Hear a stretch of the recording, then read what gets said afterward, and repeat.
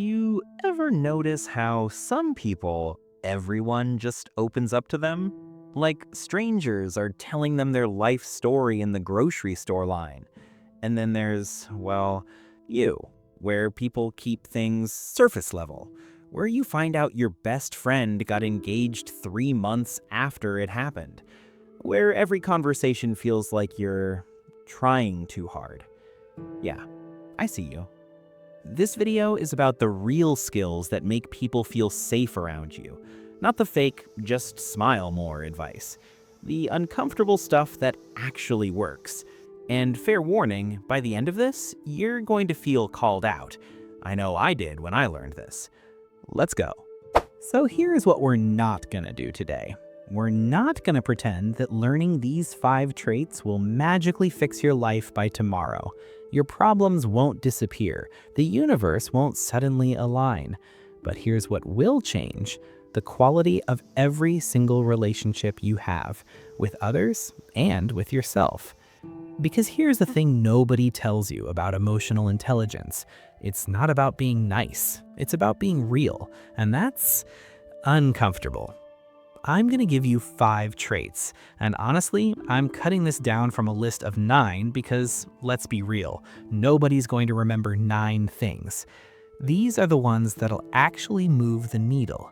Stick around till trait number 4, because that's the one that made me realize I'd been sabotaging my own relationships for years.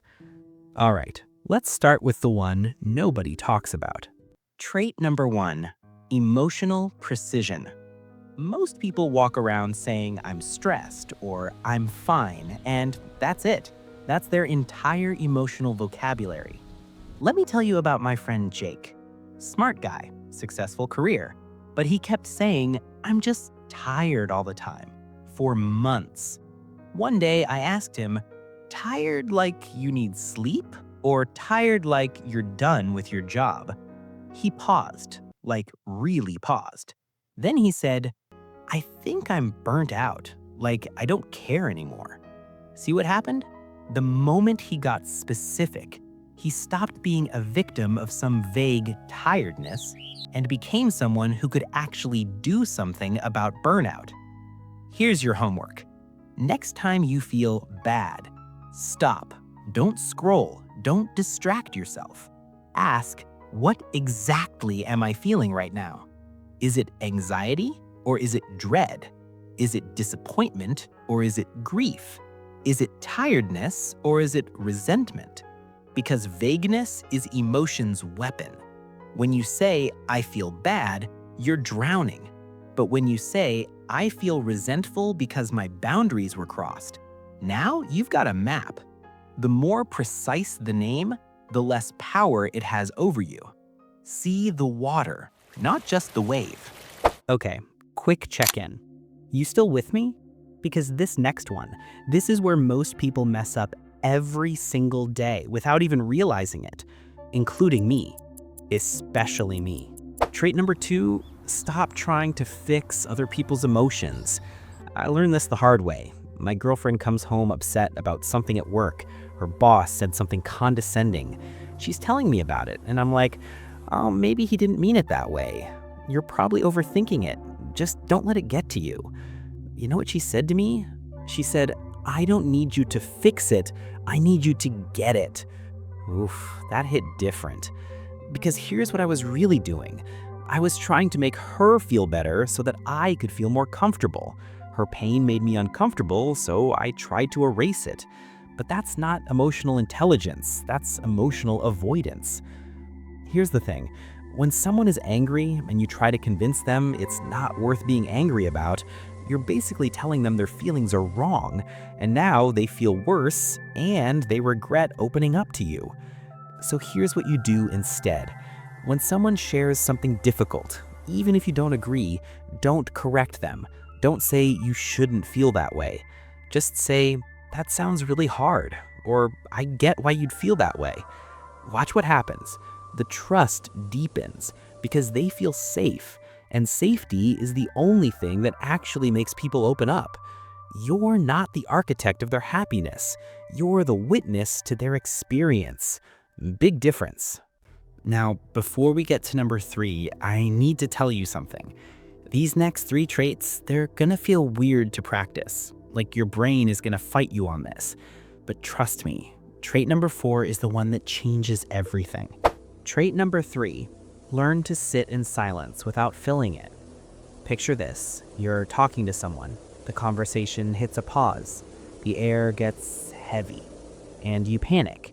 So you start talking about the weather, or you make a dumb joke, or you just say anything to fill the void. I used to do this all the time because silence felt like failure. But then I had coffee with this guy, older mentor type, and we're talking and he just stops, just sits there, doesn't say anything. And I'm like dying inside, scrambling for something to say. And after like 15 seconds, which felt like 15 years, he just goes, "You know what I think you're really asking?" And then he said something that completely reframed my entire problem. The silence wasn't awkward for him, only for me. Here's what I learned. When you can sit in silence without freaking out, you're communicating something powerful. You're saying, "I'm comfortable with myself. I don't need constant noise to feel okay." And more importantly, silence is where the truth comes out. The stuff people are scared to say, it comes out after the pause. Next time there's a silence, count to 5 in your head. Don't fill it, just wait. See what the other person does. Often the most honest thing they've been wanting to say comes right after that awkward silence. Silence isn't your enemy, it's your ally. All right, this next one might be controversial, but it's probably the most important one on this list, and it's the one I wish someone had told me 10 years ago. Trait number 4, apologize for the outcome, not your intention. Here's what most people do when they hurt someone. "I didn't mean to hurt you. That's not what I intended. You're taking it the wrong way." And they think their good intention is like a shield, that it protects them from responsibility. Let me give you a brutal analogy. You can drive your car with the best intentions in the world and still hit a pedestrian. Your good intention doesn't heal their broken leg. I learned this from a huge fight I had with my brother. I said something that really hurt him, and my first instinct was, "Dude, I was just joking. You know I didn't mean it like that." But you know what? That doesn't matter, because his experience was pain, and I caused it. So instead of defending my intention, I said, "I get that what I said hurt you. I'm sorry." No but, no "you're being too sensitive," just acknowledgement. And you know what happened? The tension dissolved, like immediately, because I chose the relationship over my ego. Here's your new script. When you hurt someone, even accidentally, say, "I understand my action hurt you, and I'm sorry." Period. Done. That's it. This isn't about whether you meant to hurt them, it's about whether you value them. And this one trait alone will transform your relationships more than everything else combined. Okay, last one. And this one's deep. Like, this is the trait that separates people who have surface relationships from people who have real ones. You ready? Trait 5, embracing complexity. Trait number 5, hold 2 contradictory feelings at the same time. Most people think everything is black and white. If I'm angry at you, I don't love you. If I'm scared, I'm not brave. But real life? It's messy. You can be happy for your friend's promotion and feel envious because you're still stuck. Both true, same time. You can love your partner and be furious at something they did. Both real. The problem is, people feel guilty for having these contradictions. Like, if I'm a good person, I shouldn't feel envy. So they suppress it, and then it comes out sideways. I had a friend who got into her dream grad school, and I was genuinely happy for her. But I also felt jealous because I was struggling. Old me would have hated myself for that. You're a terrible friend for feeling jealous. But new me, I just acknowledged it. I'm happy for her, and I'm envious. Both are okay. And you know what? The jealousy lost its power because I stopped fighting it. Here's what you do. Next time you feel torn between 2 feelings, don't try to pick one. Just say, I feel this, and I also feel that. Give them permission to coexist, because that's what emotional maturity actually looks like. Not pretending you're simple, but accepting that you're complex. So here's what happens when you actually practice these 5 traits. You stop being scattered. You become solid. You stop being reactive. You become grounded. And people notice, not because you're performing, but because you're real. They feel safe around you because you're not trying to manage their emotions or judge them for changing.